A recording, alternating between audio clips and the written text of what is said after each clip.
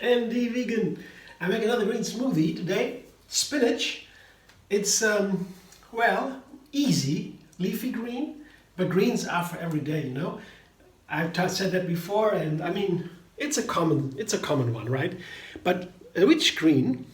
Also a common one, variety. I mean, by now we should have understood that a variety of foods is a very important one of the most important health advice. Yeah, variety, of course, of plant food, not animal food. That is a bad no food for us if we have enough food at all, and we have. Yeah, here at least I want to say that, and here, variety of greens also because we don't know that much about food, about the nutrients. Yeah, we only know about the macronutrients and the micronutrients, vitamins, essential nutrients we have to take in from outside to survive. We know that for a long time, maybe 70 years or so, not longer, not much longer, that we know about vitamins. But now we learn about phytonutrients. The vast majority of nutrients, hundreds, thousands of them, are not as well explored. Of some, the colors, the flavors, the textures, the odors, some of them have been explored. The medical reasons, turmeric, for example, or carotenoids, that's the yellow color, orange colors, some green colors, flavonoids, very good health benefits, all have been explored, but the vast majority has not been explored. So if we don't know exactly how they affect us. The nutrients that are made by the plants themselves, the phytonutrients. But we know they play together, all of them, and they are more beneficial if they are together. Yeah, much more, 2 or 3 times as beneficial they can be, as we have seen by science already. So it's important to have a variety of foods to have all these phytonutrients in our system, to incorporate them. A lot of food, different foods. So greens, leafy greens are also a variety. We have spinach, kale, chard, and so many others, parsley, green, leafy, the herbs, all these greens we have. And spinach is, for one, very simple and easy, I say. Easy because it has a gentle flavor, so it can be incorporated in smoothies, for example, or so in juices. Very simple. You don't have to add a lot of sweetness to make them really tasty. Kale, for example, can be sharp. Flavonoids, for example, can have a sharp flavor. And it's very healthy, but it doesn't taste well, and so you have to, for most of the people, and so you have to add something nice, a fruit or so, or orange or something. But with spinach is very easy, as an example. And it can also be blended very easy because it's very soft and the tender structure, it's a tender leafy green. It's also easy. Kale, for example, has to be chopped, chewed very strongly, blended for a long time, and so these kind of things add.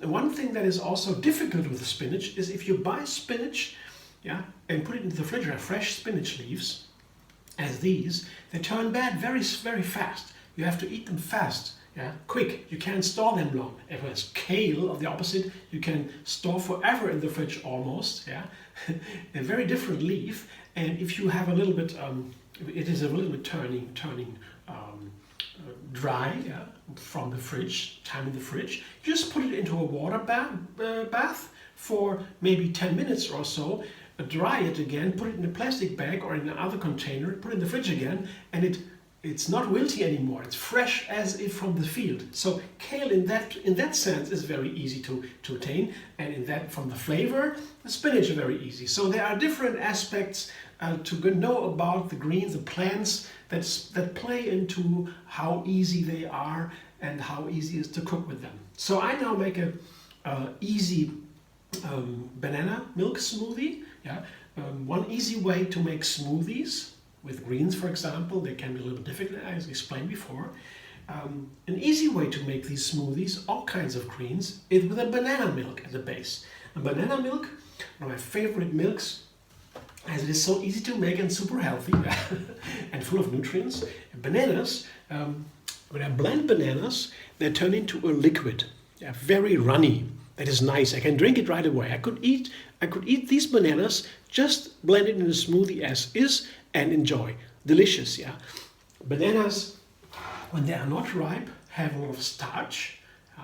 They have different health benefits than sugars, but when they're ripe, the starches transform into sugar. That is the ripening process.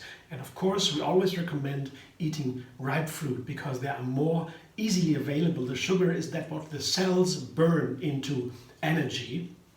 So that the sugar is that kind of energy, the fuel for this energy that is in the sugar, and this is a lot in banana. So it's wonderful as an energy source. It's very easy. You can take a banana with you.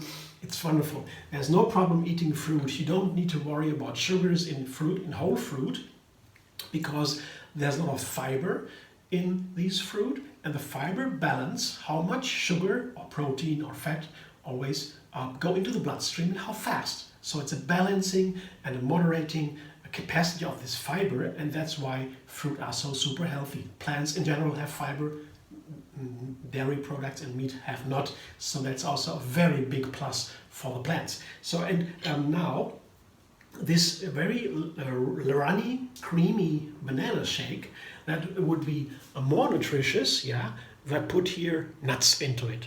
Yeah. There are so many nuts and seeds, yeah, they have more fat and more protein and other minerals than fruit. That makes them very, very important for us. Yeah. Nuts in general, I cannot say so much things about nuts. They're wonderful, they're really healthy, and just fresh nuts or nuts that are not roasted or so, yeah, that is a different story. But the nuts, they are not processed by heat or so, they're super healthy. Yeah? You can eat them every day as much as you want. Just one more information, and you will not gain weight.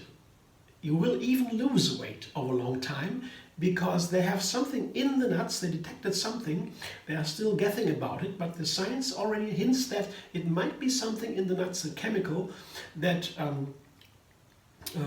makes the body produce heat, so burn a fire.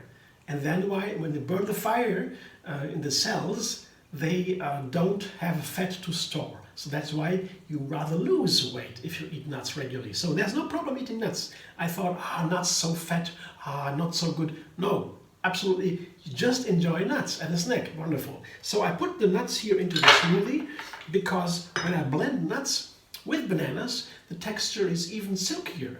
Silky, very creamy. I love this, and every nut and seed has a different flavor, different health benefits, different textures and colors, and the hazelnuts I like especially for this earthen flavor, a little bit edgy flavor, and it's so nice together with banana hazelnut milk, super delicious. I just now bring it together with the spinach. Yeah. I put the spinach in here. I show you that is about 2 cups or so. You press it together a little bit. You can measure greens also by cups. Yeah, you have to press it a little bit. Yeah. Spinach, of course, if you have it fresh, I always have to know has to be washed thoroughly in a bath better, and wash it then, because there's oftentimes there is sand in the fresh spinach, yeah, and you just need to wash out that sand. The rest you can eat. So wash it always, yeah, and then it's no problem. So a little bit of water now, just to make that makes the smoothie. It's easier for the blender to work if the blades have a little bit of water, just a little bit, and not for the texture. I will have a look at the texture after the first blending, and then I might adjust. So now blender dance.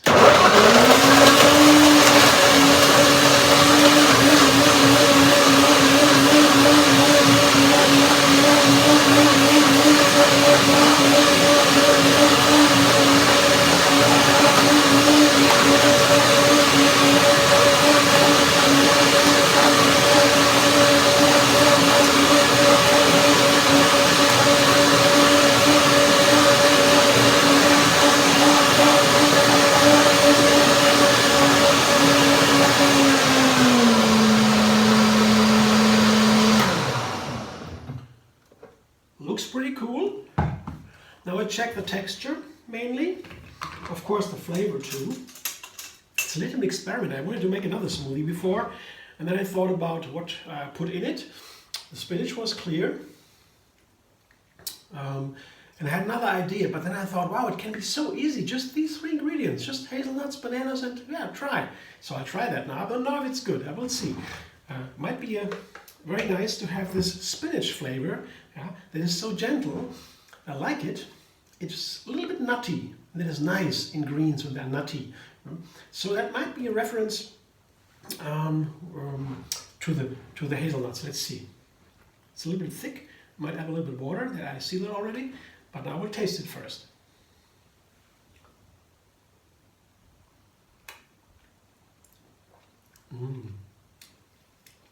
The flavor is outstanding.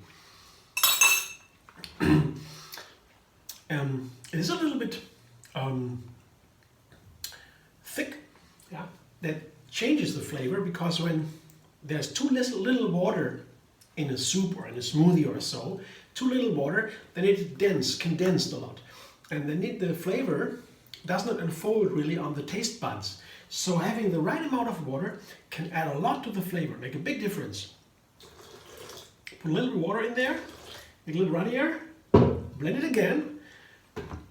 And also, the nuts have not been soaked, so hazelnuts are also pretty firm, yeah, different from cashews, but they soak after blending. Very fast they soak, and a second blending also make it a little more creamy, yeah, if you put nuts in there. One more blending.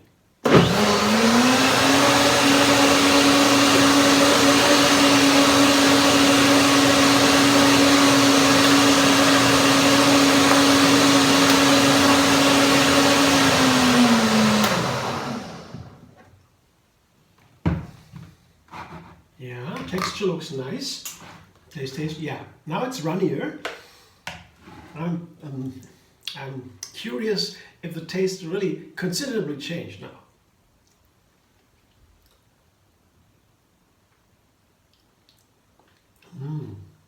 A lot better. Absolutely. I have to show you now. It tastes wonderful. You have the full flavor of the hazelnuts, but not in an aggressive way. As before, without the water, less water, it was a little bit too much and a little bit too grainy. Now it's so smooth. I could even put more water in there. So if you do make it for yourself, you can add a little bit more water and try. I would leave it like that now, because it seems to have the perfect balance from the texture and the smoothness. But wouldn't be wrong to put a little bit more water if you like. I can recommend here. This is my smoothie today. It's a green smoothie. It's so nice. I was surprised by myself. I did not plan to do this, but the experiment is great because the spinach here has also its own flavor. And if I put something in like an orange or so, which is perfect with spinach for different reasons, yeah, but then it changes the flavor of the spinach. It gets overwhelmed by the orange, the citrus fruit, which is good for the health. But the flavor of the spinach is a little bit under the surface. And I like this spinach flavor. And here it can really unfold more. That's why I like this simple smoothie with the spinach flavor a little bit more on the surface. Very nice. I will definitely go on and refine this smoothie with other ingredients like tangerines, for example. That was a plan for today. One more last thing to spinach. If you pick your green for the daily consumptions. You don't want to use spinach too often. That's the only thing. Spinach is very healthy. Don't get confused about that. Very healthy, like all the greens that are edible. But it has a little bit of oxalates. It's high in oxalates. That is a salt that can cause, if you eat it too much, yeah, it can cause gallbladder stones or kidney stones and other things that we don't want, of course. But if you only eat a little bit, like not every day or so, or twice a week or so, then it's totally okay. Yeah?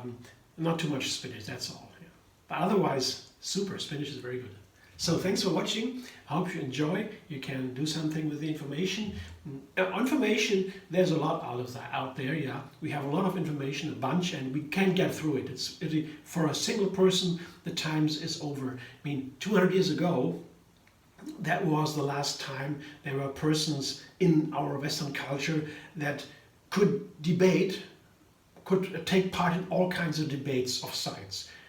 Maybe Leibniz, in the 17th century, was the last big spirit that was capable of being part of all these discussions.